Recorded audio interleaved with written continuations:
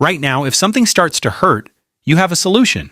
A headache, a toothache, a twisted ankle, and within a few minutes you can swallow a small pill and simply make the pain go away.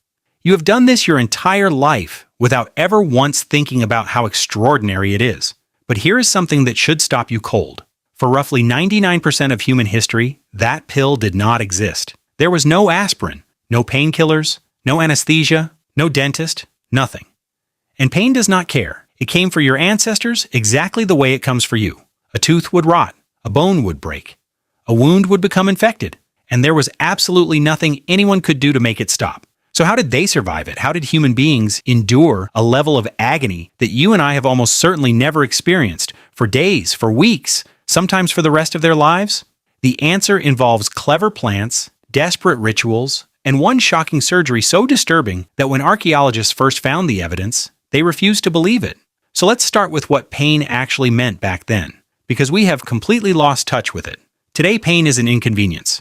Back then, pain was a death sentence in slow motion. Take something as small as a tooth. You have probably had a toothache. It is one of the worst pains most people ever feel. Now imagine that tooth cracks, and there is no dentist, no antibiotic, no way to remove it. The decay eats down into the root. The infection spreads into your jaw, and from your jaw, it can travel into your bloodstream or up toward your brain. A simple cavity, the thing your dentist fixes in 20 minutes, could genuinely kill an ancient human. And we know it did. Archaeologists find ancient skulls with terrible abscesses eaten into the jawbone, holes in the bone where infection raged. Those people did not just suffer. Many of them died from a toothache, and it was not only teeth. A broken leg meant you could not walk, could not hunt, could not run from anything, and would lie in agony for months while it healed crooked, if it healed at all. Childbirth, injuries, burns, arthritis in old age, all of it was endured, while fully awake, fully aware, with nothing to dull a single second of it.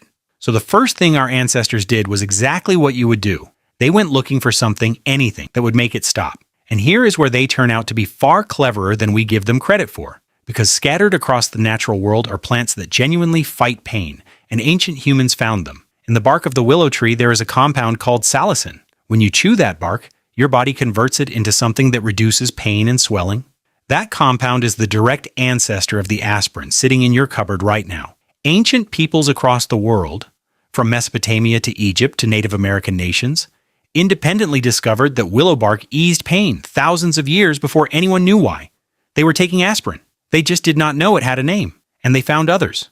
The opium poppy was cultivated at least 5,000 years ago, and the ancient Sumerians left records calling it the joy plant. It was the most powerful painkiller in the world, and it stayed that way for thousands of years. Coca leaves in South America numbed the mouth. Cannabis, mandrake, henbane, alcohol, all of it was used everywhere by people desperate for relief. Now let me tell you how they found these plants, because this is the dark part nobody thinks about. There was no lab. There was no science. The only way to discover that willow bark helps and that another bark kills you is for somebody to try both. Every single useful medicinal plant in human history was found through trial and error. And error meant somebody suffered or somebody died. The knowledge in that ancient medicine bag was written in the lives of people who tested it first. But here is the brutal limitation.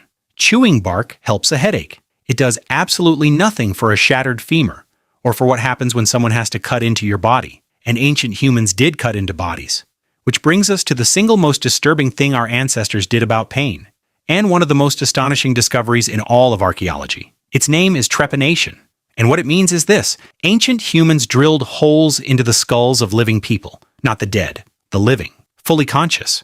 Archaeologists have found trepanned skulls all over the world, on nearly every inhabited continent, some going back more than 8,000 years, thousands of them. In some ancient burial sites, a startling number of the skulls have holes cut into them. They used sharp flint tools, and later obsidian blades and bronze scrapers to cut, scrape, or drill through the bone of the skull, while the person lay there awake, held down, feeling all of it.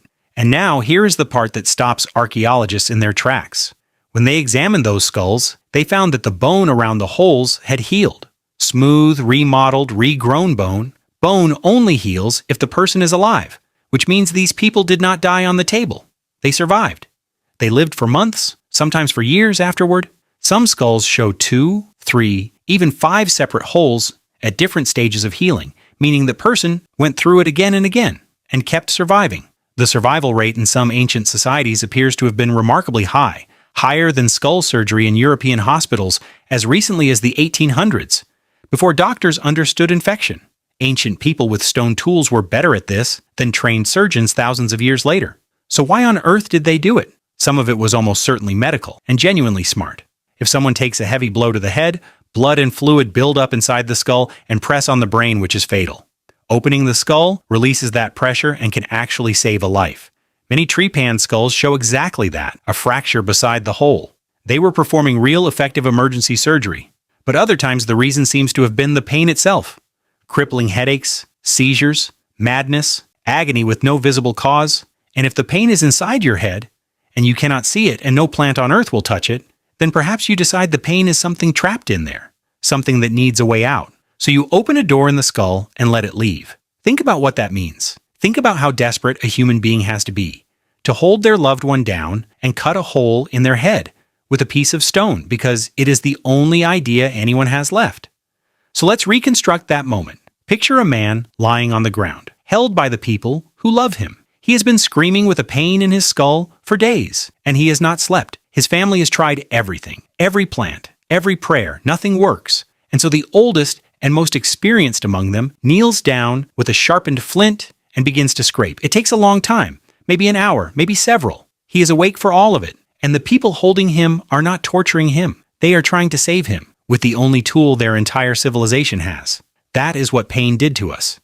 It made us that desperate and that brave and that inventive. Every single one of them, without exception, lived with pain you would find unbearable. Worn teeth, healed fractures, arthritis.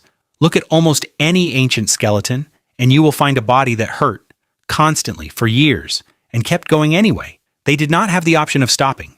They got up and hunted and carried children and built things, while hurting in ways that would put you or me flat on our backs. So the next time you feel a headache coming on, and you reach for that little pill without a second thought, stop for just a moment and understand what you are holding. You are holding the end of a war that lasted 300,000 years. A war our ancestors fought with tree bark and flint blades and sheer stubborn endurance. Every one of them lost that war eventually, and you win it in 20 minutes for a few cents. Because you were born on the right side of history. Your ancestors could not make the pain stop. They just had to be stronger than it every single day of their lives. And the fact that you do not have to be is one of the greatest gifts any generation has ever been given.